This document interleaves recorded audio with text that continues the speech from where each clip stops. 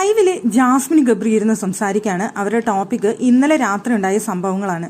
ഇന്നലെ ആ ഉറങ്ങാൻ കിടന്ന സമയത്തുണ്ടായ ആ പ്രശ്നങ്ങളുടെ സമയത്ത് അവിടെ ഉണ്ടായിരുന്നില്ല ഗബ്രി ഒഴിച്ച് ബാക്കി എല്ലാവരുമാണ് ആ സ്ഥലത്തേക്ക് ഓടി വന്നത്. അപ്പൊ ഗബ്രി ഇതൊന്നും അറിഞ്ഞിട്ടില്ല. അപ്പൊ ഗബ്രിക്ക് ഇന്നലെ രാത്രി ഉണ്ടായ സംഭവങ്ങൾ ഓരോന്നും വിശദീകരിച്ച് പറഞ്ഞു കൊടുക്കുന്നുണ്ട് ജാസ്മിന്റെ എക്സ്പ്ലനേഷനുകൾ കേട്ടുകൊണ്ട് ഗബ്രി പറഞ്ഞ മറുപടികളാണ് നമുക്ക് നല്ല രസമായിട്ട് തോന്നിയ കാര്യമെന്ന് പറയുന്നത്. അയാളുടെ അടുത്ത് നീ എന്തിനാണ് ദയവ് കാണിച്ചത്? അയാൾക്ക് കിടക്കാൻ സ്ഥലം കൊടുത്തത് കൊണ്ടല്ലേ നിനക്കിപ്പോൾ ഇങ്ങനെ ഒരു അനുഭവം ഉണ്ടായത്? അയാളെ പോലെയുള്ള ആൾക്കാരുടെ അടുത്ത് ഒരു ദയയും കാണിക്കരുത് എന്നുള്ളത് നിന്നോട് ഞാൻ മുൻകൂട്ടി പറഞ്ഞിട്ടാണ് വിട്ടത്. പിന്നെ നിനക്ക് അവിടെ അടുത്ത് അയാളുടെ അടുത്ത് കിടക്കാനായിട്ട് സ്ഥലം കൊടുക്കുന്നു, അയാൾക്ക് ദയ കാണിക്കുന്നു. എന്തിനാണ്?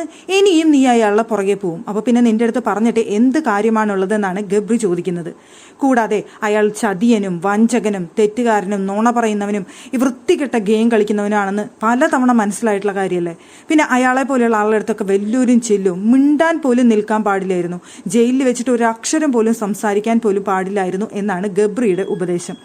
അയാൾക്ക് ഇവിടെ നിൽക്കാനായിട്ടും അയാൾക്ക് കണ്ടന്റ് ഉണ്ടാക്കാനായിട്ടും അയാൾ എന്ത് കള്ളം പറഞ്ഞുകൊണ്ടും എന്ത് വൃത്തികെട്ട ഗെയിം കളിച്ചുകൊണ്ടും ഒരു നെഗറ്റീവ് ഗെയിം ആണെങ്കിൽ പോലും അയാൾ കണ്ടന്റ് ഉണ്ടാക്കിക്കൊണ്ടേയിരിക്കും. അയാൾക്ക് പൊളിഞ്ഞു എന്ന് മനസ്സിലായി കഴിഞ്ഞാൽ ഭയങ്കര നിഷ്കളങ്കനായിട്ടും മണ്ടനായിട്ടും പൊട്ടനായിട്ടൊക്കെ പിന്നെ അഭിനയിക്കും.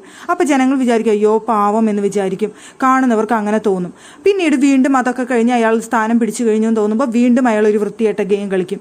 വീണ്ടും അയാൾ പൊളിഞ്ഞു എന്ന് മനസ്സിലാവുന്ന സമയത്ത് വീണ്ടും പാവമായിട്ട് ഗെയിം കളിക്കും. അല്ലാന്നുണ്ടെങ്കിൽ പോയി വെയിലത്തൊക്കെ പോയി ഇരുന്ന് ഭയങ്കര സങ്കടമൊക്കെ കാണിച്ച് ശിക്ഷയായിട്ട് വെയിലൊക്കെ കൊണ്ടുകൊണ്ട് അവിടെ ഇരിക്കും.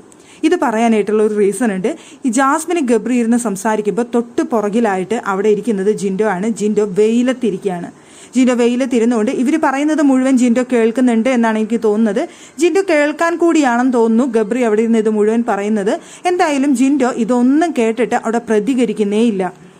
പക്ഷെ അതിലും വലിയ വിറ്റായിട്ട് എനിക്ക് തോന്നിയൊരു കാര്യം ഗബ്രി പറയുന്നുണ്ട്, ഇയാളുടെ ഈ ഗെയിം എന്താണെന്ന് എന്താ ആർക്കും മനസ്സിലാവാത്തതെന്നാണ് ഞാൻ ആലോചിക്കുന്നത്. ഈ വീട്ടിലുള്ളവർക്ക് ഇയാളുടെ ഗെയിമിനെ കുറിച്ച് ഒരു ഐഡിയ ഇതുവരെ കിട്ടിയിട്ടില്ല. എനിക്ക് പുച്ഛം തോന്നുന്നു എന്നാണ് അവിടെ ഇരുന്ന് ഗബ്രി പറയുന്നത്. അല്ല ഗബ്രി ജാസ്മിനെ, അപ്പൊ പ്രേക്ഷകർ നിങ്ങളെ രണ്ടുപേരും എന്താണ് പറയേണ്ടത്? നിങ്ങളുടെ അടുത്ത് പുച്ഛമല്ല അതിലപ്പുറമാണ് പ്രേക്ഷകർക്ക് തോന്നുന്നത് എന്നുള്ള കാര്യം നിങ്ങൾ രണ്ടും തിരിച്ചറിയുന്നില്ലല്ലോ.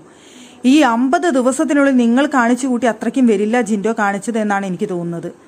നിങ്ങൾ രണ്ടുപേരും കാണിച്ചു കൂട്ടുന്നത് പ്രേക്ഷകർക്ക് കാർപ്പിച്ച് തുപ്പാനുള്ള ദേഷ്യം വരുന്ന അവസ്ഥയിൽ വരെ എത്തിച്ചിട്ടുണ്ട് കാര്യങ്ങൾ. ആ സമയത്ത് നിനക്കവിടെ ജിൻഡോനെ കുറിച്ച് ആലോചിച്ചുകൊണ്ട് പുച്ഛം തോന്നുന്നു എന്ന് പറയാനായിട്ടുള്ള യോഗ്യത അവിടെ ഗബ്രിക്കില്ല.